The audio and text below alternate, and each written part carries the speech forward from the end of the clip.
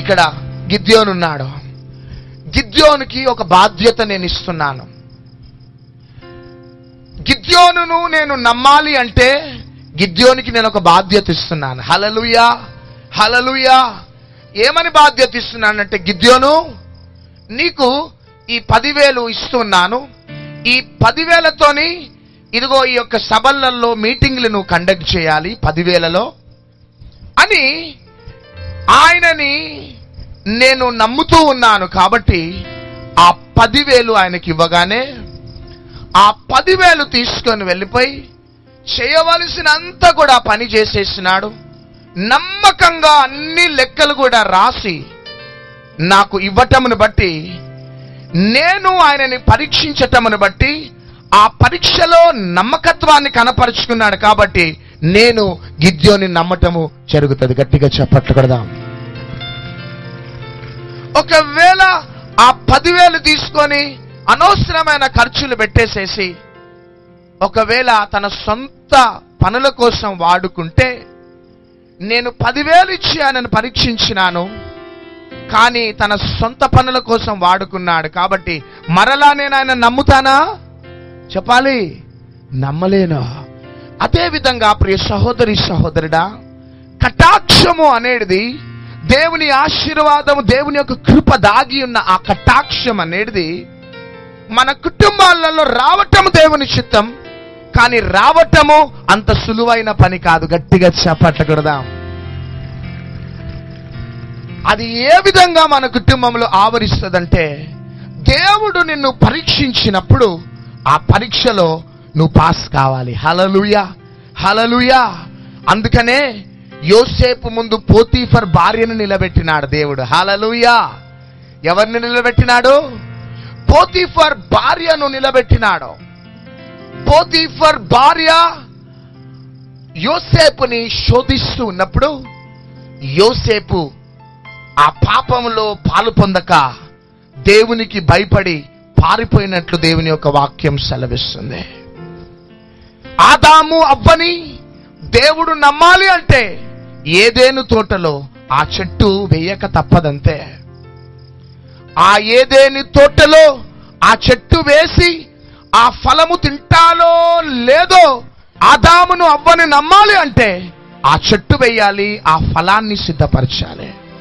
కానీ ఆదాము అవ్వ వారి నమ్మకత్వాన్ని, యథార్థతను కనపరచలేకపోయినారు దేవునికి. కానీ యోసేపు మాత్రం భయంకరమైన శోధనలు వస్తూ ఉన్నప్పుడు తన యథార్థతను కనపరుచుకున్నాడు. హల్లెలూయా.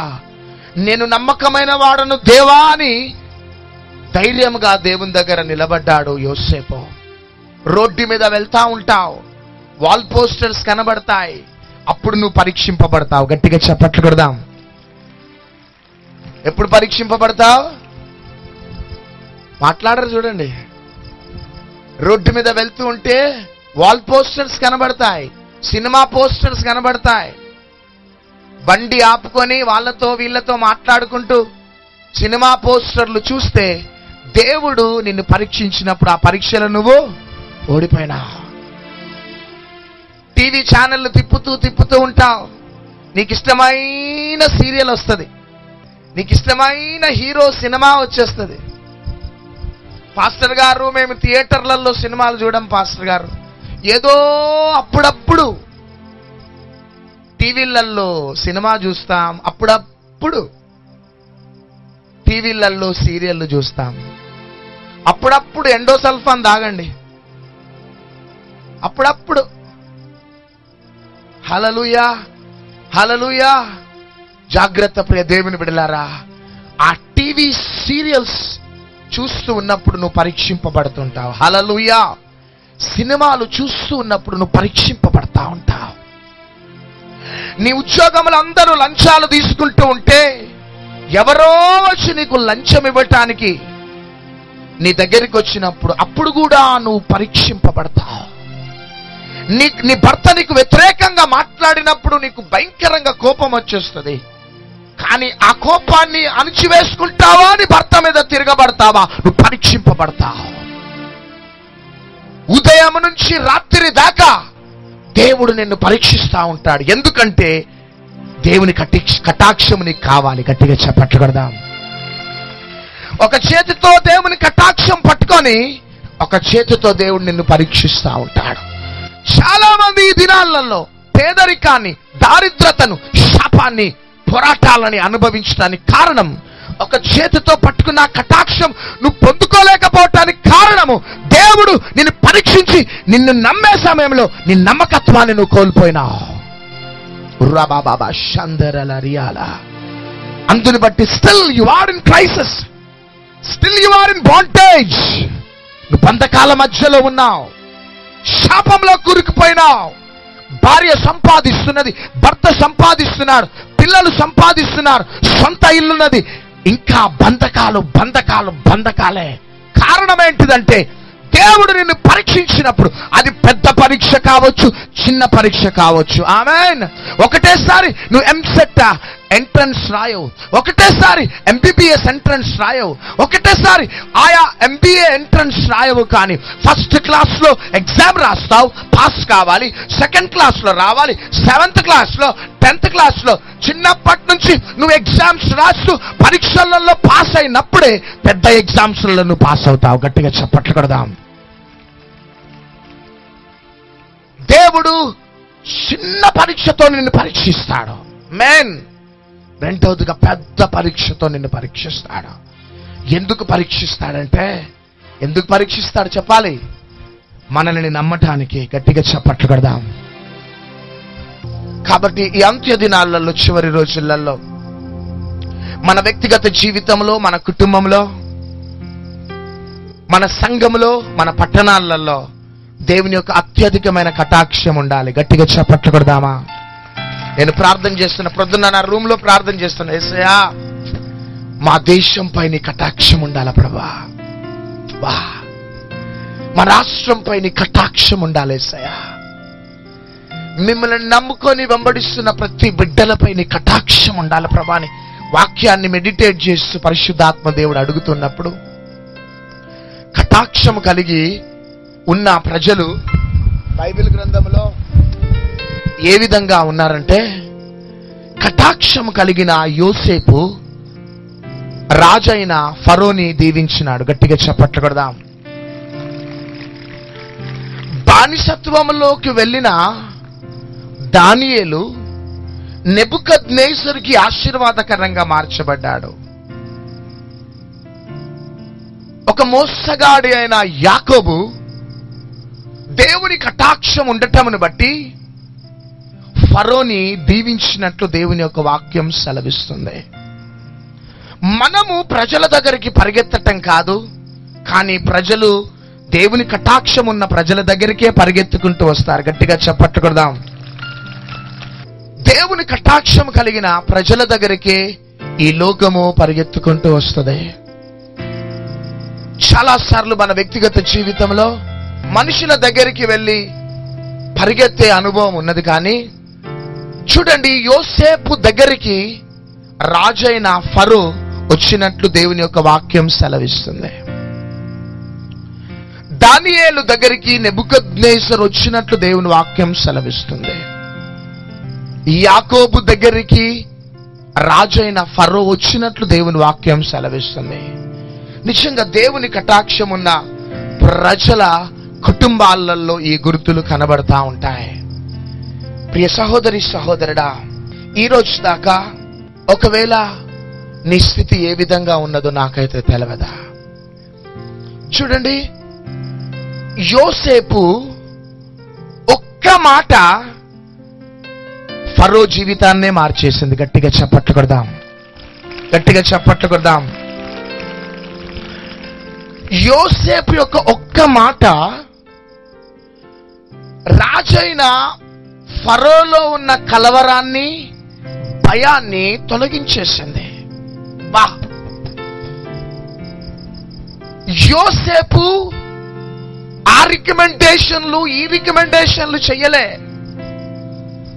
రాజు యొక్క దయను సంపాదించటానికి. కానీ దేవుని కటాక్షము కలిగిన వాడు యోసేపు కాబట్టి యోసేపు యొక్క ఒక్క మాట, అది దేవుని యొక్క మాట, దేవుని ప్రత్యక్షత కాబట్టి అప్పటిదాకా రాజులో ఉన్న కలవరము, రాజులో ఉన్న భయాన్ని యోసేపు యొక్క ఒక్క మాట రాజు యొక్క ఫరో జీవితాన్నే మార్చేసింది. ఈ రాత్రి ఎందుకు ఇంత క్లియర్ గా పరిశుద్ధాత్మ దేవుడు మాట్లాడుతున్నాడంటే, ఈ రోజులలో మనల్ని చూస్తే లోకానికి భయం అవుతున్నది. ఆమెన్. అర్థమవుతుందా? ఈ రోజులలో దుఃఖకరమైన విషయం ఏంటిదంటే, మనల్ని చూస్తే లోకానికి భయం అవుతున్నది. మనల్ని చూస్తే లోకానికి కలవరము పుట్టుతున్నది. కానీ కటాక్షము కలిగిన ప్రజల యొక్క గొప్పతనం ఏంటిదంటే, దేవుని కటాక్షము కలిగిన ప్రజల జీవితాలలో ఎదుటి వ్యక్తికి ఉన్న కలవరము, భయము తొలగిపోతుంది. ఆమేన్. మనల్ని చూడగానే మనలో నుంచి వస్తున్న నోటి మాట ద్వారా లోకం యొక్క భయము, కలవరము తొలగిపోతుంది. యోసేపు దేవుని కటాక్షం పొందుకున్నవాడు. గట్టిగా చప్పట్లు కొడదాం. మోషేపై దేవుని ఆశీర్వాదాలు, దేవుని యొక్క కృప ఉన్నది. దేవుడు ఆ యొక్క యోసేపును నమ్మటానికి అనేక పరీక్షలలో యోసేపు పాస్ అయినాడు. చివరికి ప్రియ దేవుని బిడ్డలారా, యోసేపు ఎంత దీవించబడ్డాడంటే, యోసేపు యొక్క ఒక్క మాట రాజు యొక్క కలవరాన్ని, భయాన్ని తొలగించేసింది. రియల్లీ క్రైస్తవులు ఈ దినాలలో ఈ యోసేపు అనుభవంలోకి వెళ్తే పట్టణాలు మారిపోతాయండి. గట్టిగా చప్పట్లు కొడదాం. నీ భర్త నిన్ను విసిగిస్తా ఉంటే నీ ఒక్క మాటని భర్తను మార్చాలి. గట్టిగా చప్పట్లు కొడదాం. నీ భార్య నిన్ను విడిచిపెట్టి వెళ్ళిపోతే నీ ఒక్క మాటని భార్యను మరలా తీసుకొని రావాలా. నీ కుటుంబంలో ఉన్నవారు, నీ ఇరుగు పొరుగు వారు, నీ ఉద్యోగంలో ఉన్నవారు ఆయా రీతిలుగా నిన్ను మానసికమైన ఒత్తిళ్లకు గురి చేస్తే, దేవుని కటాక్షము కలిగిన నీలో నుంచి వచ్చిన ఒక్క మాట ప్రజల జీవితంలో ఉన్న కలవరాన్ని, భయాన్ని తొలగించి వారిని మార్చేసేయాలి. అంతే. అది దేవుని కటాక్షము కలిగిన ప్రజల యొక్క గుర్తులు. అంతే. చూడండి, దానియేలుతో అంటున్నాడు నెబుకద్నెజర్ రాజు, దానియేల్ నీలో ఉన్నది దేవుని ఆత్మ. ఆమేన్. వా. ఫరో అంటున్నాడు, యోసేపు నీలో ఉన్నది దేవుని ఆత్మ. చూడండి ప్రియ దేవుని బిడ్డలారా, దాన్ని ఆ యొక్క నెబుకద్నెజర్ రాజు అయినా, ఫరో అయినా వాళ్ళు విశ్వాసులు కాదు. వాళ్ళు యెహోవా దేవుని గురించి తెలుసుకున్న వారు కాదు, అన్యులు వారు. కానీ ఒక అన్య రాజు యోసేపులో ఉన్న దేవుణ్ణి కనుగొన్నాడు. గట్టిగా చప్పట్లు కొడదాం. ఒక అన్య రాజు దానియేలులో ఉన్న దేవుణ్ణి కనుగొన్నాడా. ఏం బ్రేక్ త్రూ అండి అదే. కారణం ఏంటిదో తెలుసా? యోసేపు యొక్క ఒక్క మాట రాజులను సైతం మార్చేసింది. దానియేలు యొక్క ఒక్క మాట రాజు యొక్క కలవరాన్ని, భయాన్ని తొలగించేసింది. ఈరోజు నువ్వు అనుకుంటున్నావు దేవుని కటాక్షం నాపై, నా పిల్లలపై ఉన్నదనుకుంటున్నావు. నో. ఉంటే దయ్యాలు పట్టి పీడించావు మిమ్మల్ని. దేవుని కటాక్షం మా మీద ఉన్నదనుకుంటున్నావు. ఉంటే అప్పుల పాలు కావో, దారిద్ర్యతను అనుభవించావు, సంవత్సరాల తరబడి దీర్ఘకాల వ్యాధులతోనూ సఫర్ కావు. కానీ దేవుని కటాక్షం ఉన్న ప్రజలు వారు దీవించబడతారు. వారి ద్వారా సమాజం దీవించబడుతుంది. గట్టిగా చప్పట్లు కొడదాం. కానీ ఆత్మ ప్రేరేపణ ద్వారా, ఆత్మ మంటతో ఈ మాటలు నేను చెప్తున్నాను. నిజంగా దేవుని కటాక్షం ఉన్నదా బిడ్డ మీకు? దేవుని కటాక్షానికి దూరమైన స్థితిలో ఉంటున్నారా? ఈ లోకంలో ఉన్న ప్రజలు కన్నా భయంకరమైన హీనాతి బ్రతుకుతున్నారు కొంతమంది. ఈ లోకంలో ఉన్న వారైనా ఒక భయభక్తులతో బ్రతుకుతుంటారు, కానీ క్రీస్తుని అంగీకరించి తాగుడికి బానిసైపోయి, తంబాకులు, గుట్కాలు, పాన్ పరాగులకు అలవాటైపోయి, కిల్లీలకి అలవాటైపోయి నీ జీవితాన్ని సర్వనాశనం చేసుకుంటున్నావేమో. నువ్వెంత పాపివైనా, ఎంత భయంకరమైన బలహీనతలకు బానిసైపోయి బ్రతుకుతున్నా నీ పాపాన్ని చూసి నిన్ను విడిచిపెట్టకుండా నీ పాపములో ఉన్న నిన్ను ప్రేమించడానికి నా యేసుక్రీస్తు ప్రభు ఈ ముంజలూరులో అడుగు పెట్టున్నాడు. కొరింథీయులకు రాసిన 2వ పత్రిక 4:16. కావున మేము అధైర్యపడము, మా బాహ్య పురుషుడు కృషించుచున్నను, ఆంతర్య పురుషుడు దినదినము నూతన పరచబడుచున్నాడు. హల్లెలూయా. దేవుని కటాక్షమున్న ప్రజల యొక్క రెండో లక్షణం ఏంటిదంటే వారు అధైర్యపడరట. ఆమెన్. వాళ్ళల్లో ఏముండదట? ధైర్యం. ఏముండదు? భయం ఉండదు. హల్లెలూయా, హల్లెలూయా. వారిలో భయము అనేది కనబడదు.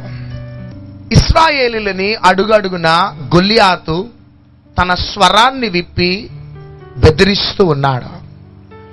దేవుని ప్రజలైన ఇశ్రాయేలీలు గొల్లియాతు స్వరము విని గడగడగడగడగడగా వణికిపోతూ ఉన్నారు.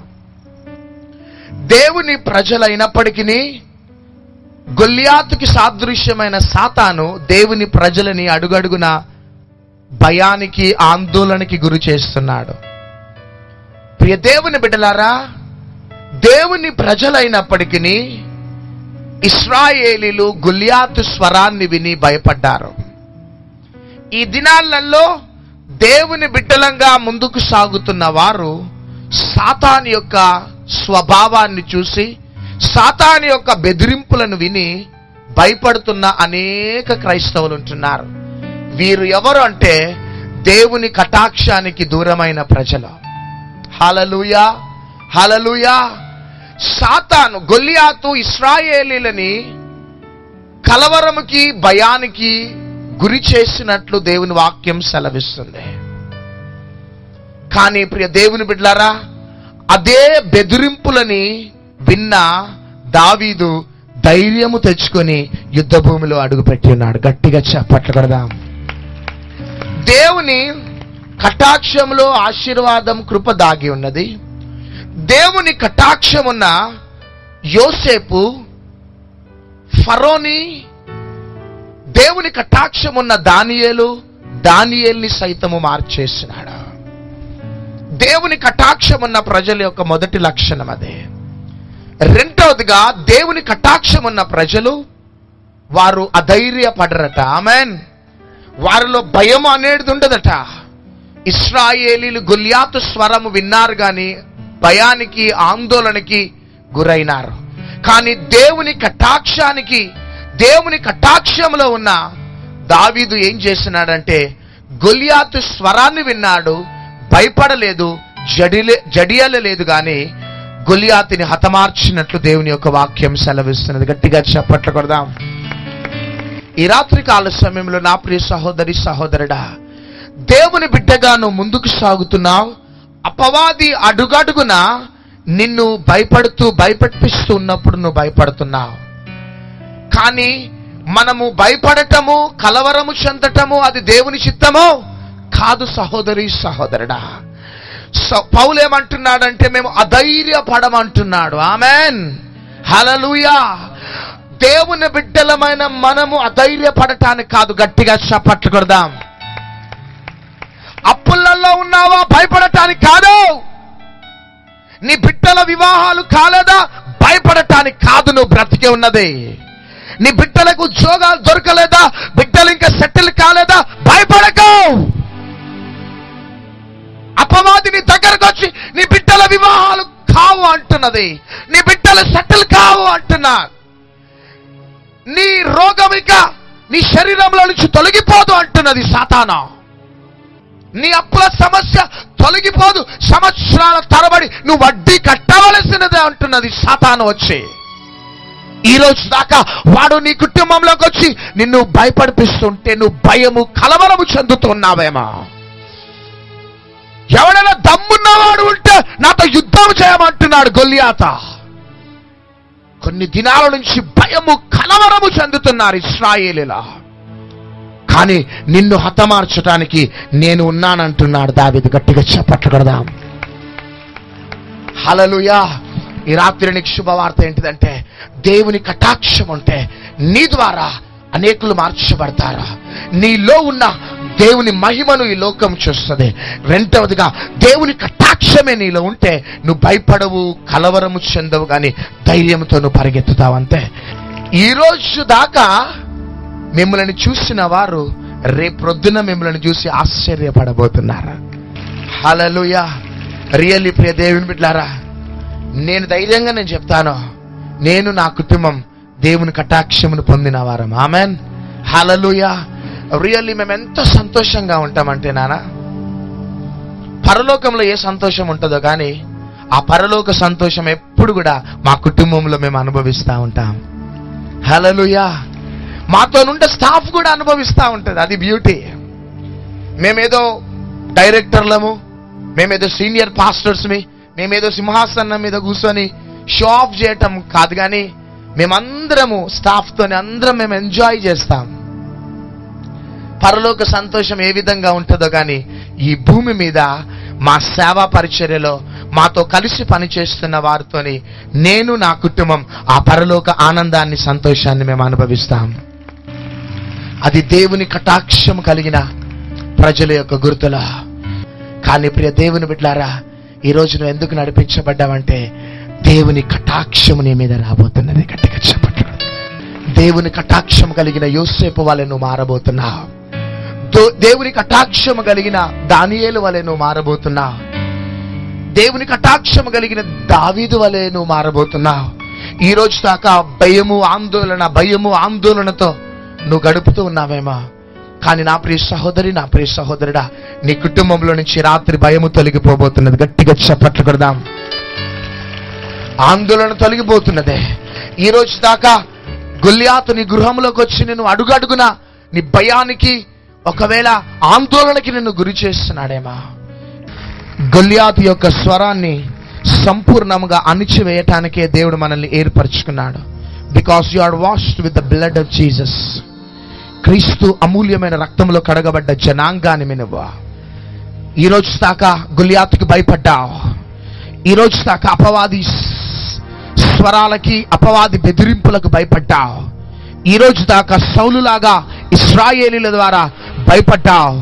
కానీ ఈ రాత్రి నీకు శుభవార్త, ఈ రోజు నుంచి దావీదులాగా నువ్వు నిలబడబోతున్నావు.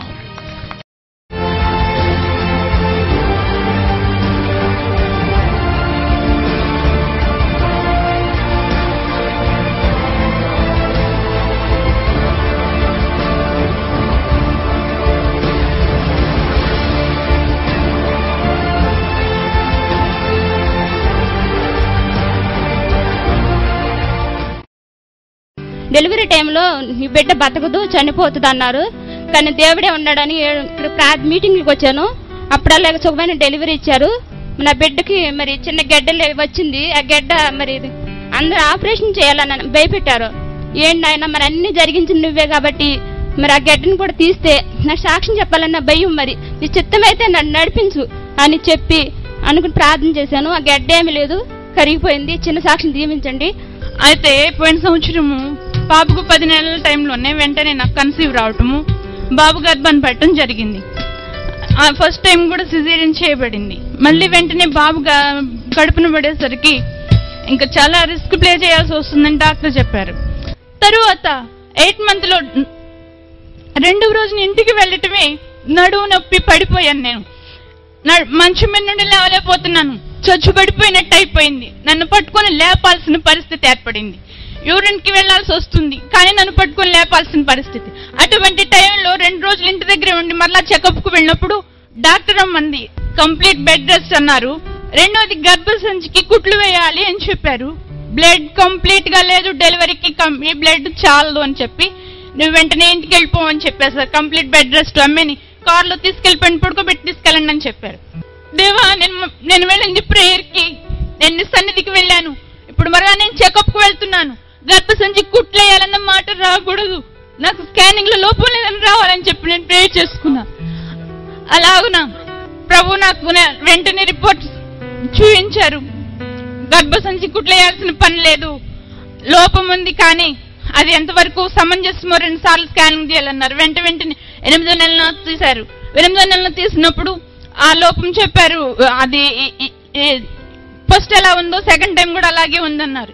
మళ్ళా 9వ నెలను తీశారు. 9వ నెలను తీసినప్పుడు అప్పుడు తేడా ఏంటని నేను డాక్టర్ని అడిగితే వెన్నెముకలో నీరు ఉంటుంది, అన్నీ ఎలా ఉంటుందో బ్రెయిన్ లో కూడా నీరు ఉంటుంది, ఉండవలసిన దానికంటే ఎక్కువగా ఉంది, అందుకని అది తేడా అని చెప్పారు. కానీ ఇప్పుడు 9వ నెలలో తీసినప్పుడు పూర్తిగా తగ్గిపోయింది, కంప్లీట్ గా బెడ్ లేదు అని చెప్పినప్పుడు కూడా వరుసగా వెళ్ళినప్పుడు ఫస్ట్ టైం చూసినప్పుడు 54% ఉంది. మళ్ళీ ఆపరేట్ చేసుకోగా 15 రోజులకి 61% వచ్చింది. 9 మందికి 70% వచ్చింది. దేవుడు నన్ను నా బిడ్డను సజీవుల గుంపు ఉంచి ఆరోగ్యకరమైన బిడ్డను నాకు ఇచ్చాడు. లోపం లేని బిడ్డను, ఆరోగ్యకరమైన బిడ్డను దేవుడిచ్చి అయ్యగారి ప్రార్థన ద్వారా నాకు స్వస్థత దేవుడు కలుగజేసినందుకు దేవునికి ఎంతో కృతజ్ఞతలు చెల్లిస్తూ ఉన్నాను. సరే, నేను నా భర్త ఒక 5-6 సంవత్సరాల నుంచి భయంకరమైన త్రాగుడు తాగుతూ ఉన్నారండి. అయితే ఎన్నోసార్లు ప్రేయర్ చేసి ఎంతో బాధపడ్డా, కానీ ఎన్నో ప్రయోగాలు చేశాను, అయినా ఫలించలేదు. అయితే మొన్న ఆదివారం మధ్యాహ్నం బ్రదర్ గారు సిస్టర్ గారు ఇద్దరు కలిసి లైవ్ ప్రోగ్రామ్ ఇచ్చారు. మీ భర్త ఎవరైతే తాగుమూతోళ్ళు ఉన్నారో వాళ్ళ పేరు రాసి అక్కడ పెట్టండి అమ్మా, మేము ప్రేయర్ చేస్తామని చెప్పారు. చెప్పినప్పుడు నేను గబగబా లేసి వాటరు ఆయిల్ మరి నా భర్త పేరు రాసి అక్కడ పెట్టాను అనమాట. పెట్టి ఏడ్చుకుంటూ ప్రార్థన చేస్తా, కలవలేదని చెప్పేసి మరి అనుకుని ఏడుస్తూ కూర్చున్నా. ఆ సాయంత్రం ఆదివారం పొద్దుటి వరకు కూడా భయంకరంగా తాగుతున్నా నా భర్త. మధ్యాహ్నం నుంచి వాళ్ళకి 3 రోజుల నుంచి అండి మరి దేవుని మహాకృపను బట్టి బ్రదర్ గారు ప్రేయర్ మరి ఆలకించి దేవుడు నా దుఃఖ ప్రార్థన కూడా ఆలకించి మరి నా భర్త 3 రోజుల నుంచి తాగకుండా ఇప్పుడు కూడా గృహంలోనే ఉన్నారు. రమ్మంటే నేను రానన్నారు. అందుని బట్టి దేవుని ఎంతగానో స్తుతిస్తున్నాను. ఈ చిన్న సాక్ష్యం దేవుడు దీవించును గాక.